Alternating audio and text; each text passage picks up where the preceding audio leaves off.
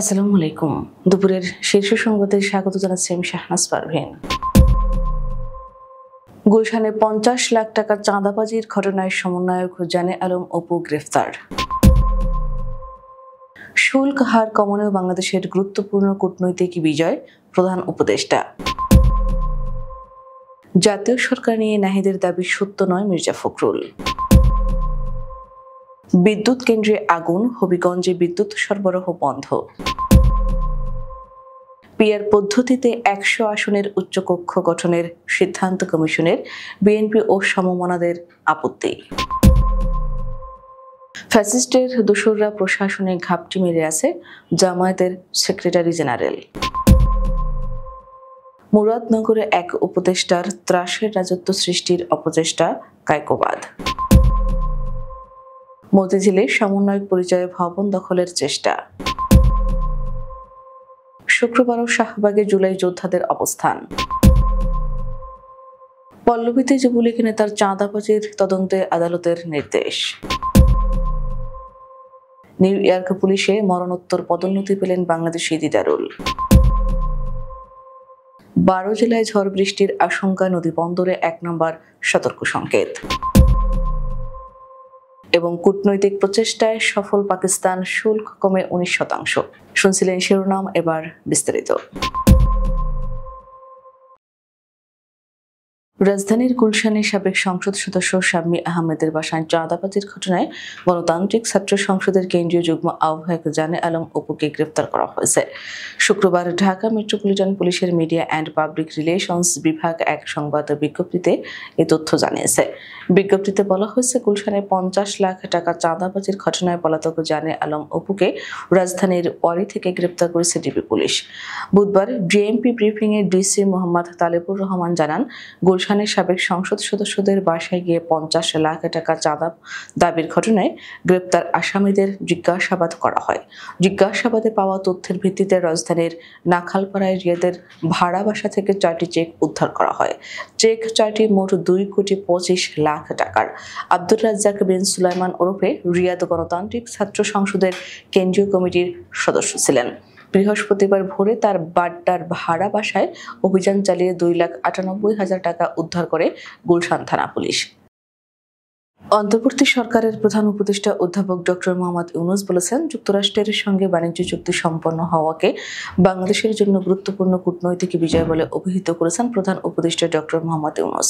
এই জন্য বাংলাদেশের ট্যারিফ আলোচক দলকে অভিনন্দন জানান তিনি। শুক্রবার সকালে প্রধান উপদেষ্টার ভেরিফাইড ফেসবুক পেজে দেওয়া এক পোস্টে এই তাৎক্ষণিক প্রতিক্রিয়া প্রকাশ করা হয়। প্রধান উপদেষ্টা বলেন, শুল্ক হার 20% নামিয়ে আনতে পারা, যা প্রত্যাশিত হারের চেয়ে 17 পয়েন্ট কম। এটি আমাদের আলোচক দলের অসাধারণ কৌশলগত দক্ষতা ও দেশের অর্থনৈতিক স্বার্থ রক্ষায় অটুট প্রতিশ্রুতির একটি উজ্জ্বল প্রমাণ। জাতীয় সরকার গঠন নিয়ে জাতীয় নাগরিক পার্টির আহ্বায়ক নাহিদ ইসলামের দাবি প্রত্যাখ্যান করেছেন বিএনপির মহাসচিব মির্জা ফখরুল ইসলাম আলমগীর। এটি সত্য নয় বলে জানিয়েছেন তিনি। বিএনপির মহাসচিব বলেন, নাহিদ ইসলাম যে দাবি করেছেন সেটা ঠিক নয়। জাতীয় সরকারের ব্যাপারে আমাদের দল থেকে কোনো কথা বলা হয়নি। তারেক রহমানের সঙ্গে তাদের কথা হয়েছে কিনা সেটাও অবহিত নন বলে জানান মির্জা ফখরুল। হবিগঞ্জ জেলার মাধবপুরে শাহজি বাজার তাপবিদ্যুৎ কেন্দ্রের সুইচিং উপকেন্দ্রে ভয়াবহ অগ্নিকাণ্ডের ঘটনায় পুরো জেলায় বিদ্যুৎ সরবরাহ বন্ধ হয়ে গেছে। মঙ্গলবার সন্ধ্যায় বিদ্যুৎ কেন্দ্রের কারেন্ট ট্রান্সফরমার বিস্ফোরণের পরপরই আগুন ছড়িয়ে পড়ে। বাংলাদেশি বিদ্যুৎ উন্নয়ন বোর্ডের হবিগঞ্জের উপসহকারী প্রকৌশলী চয়নকান্তি সেন গণমাধ্যমকে বলেন, রাত 8:30টার দিকে আগুন নিয়ন্ত্রণে আনে ফায়ার সার্ভিস। তবে ক্ষতিগ্রস্ত যন্ত্রাংশ মেরামতে সময় লাগবে।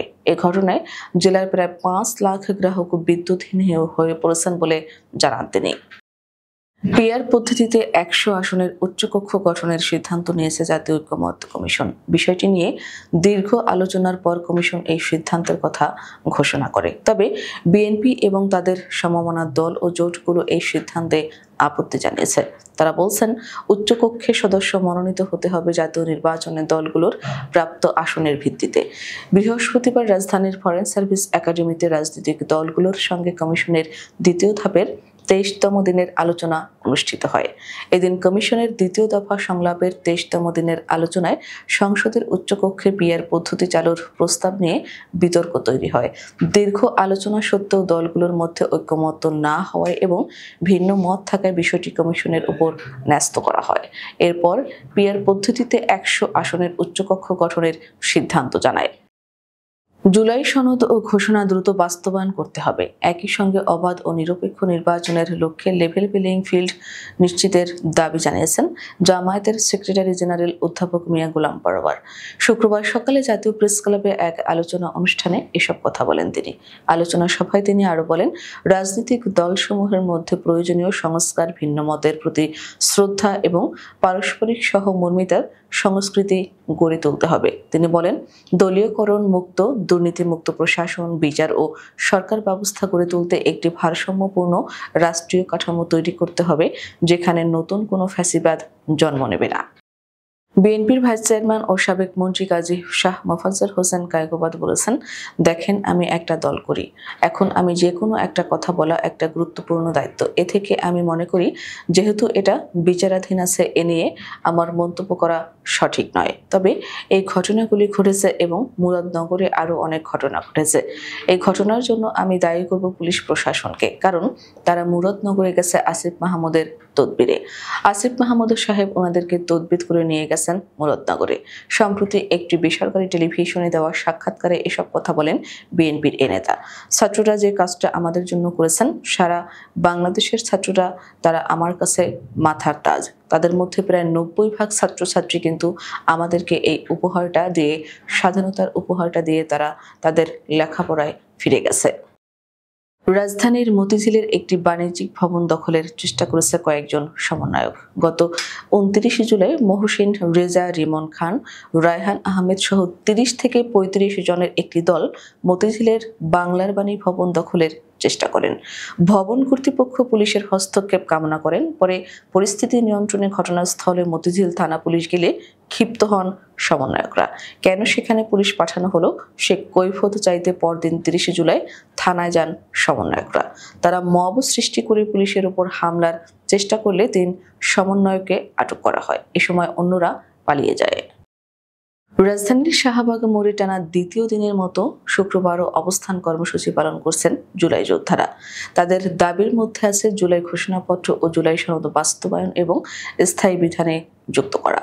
শুক্রবার 1 আগস্ট শাহবাগ থানার ভারপ্রাপ্ত কর্মকর্তা খালিদ মনসুর জানান, আন্দোলনকারীদের একটি অংশ গত রাতে শাহবাগ মোড়ে অবস্থান নেয়, বাকিরা সকালে তাদের সঙ্গে যোগ দেয়। পুলিশ ও প্রত্যক্ষদর্শীরা জানান, থেমে থেমে বৃষ্টি পড়লেও আন্দোলনকারীরা সড়ক অবরোধ করে রাখেন। ফলে রাজধানীর অন্যতম ব্যস্ত এ মোড়ে যানবাহন চলতে দেখা যায়নি। এই রুটের যানবাহন বিকল্প রুটে সরিয়ে দেওয়া হয় বলে জানান ওসি। পল্লবীতে চাঁদাবাজির অভিযোগে যুবলীগ নেতা পরিচয়ধারী এক ব্যক্তির বিরুদ্ধে তদন্তের নির্দেশ দিয়েছেন আদালত। সম্প্রচারিত একটি টেলিভিশন প্রতিবেদনের পরিপ্রেক্ষিতে ঢাকার একটি ম্যাজিস্ট্রেট আদালত স্বপ্রণোদিত হয়ে এই আদেশ দেন। বৃহস্পতিবার মেট্রোপলিটন ম্যাজিস্ট্রেট সারাহ ফারজানা হকের আদালত পল্লবী থানার ওসিকে আগামী 10 আগস্টের মধ্যে তদন্ত প্রতিবেদন জমা দেওয়ার নির্দেশ দিয়েছেন। আদালতের আদেশে উল্লেখ করা হয়, পল্লবীতে চাঁদাবাজি শুরু করেছে যুবলীগ নেতা জাকির হোসেন ওরফে শুটার জাকির নামের এক ব্যক্তি স্থানীয় ব্যবসায়ীদের উপর চাঁদার জন্য হামলা চালিয়েছেন। নিউ ইয়র্ক পুলিশের মরণোত্তর পদোন্নতি পেলেন বাংলাদেশি দিদারুল ইসলাম।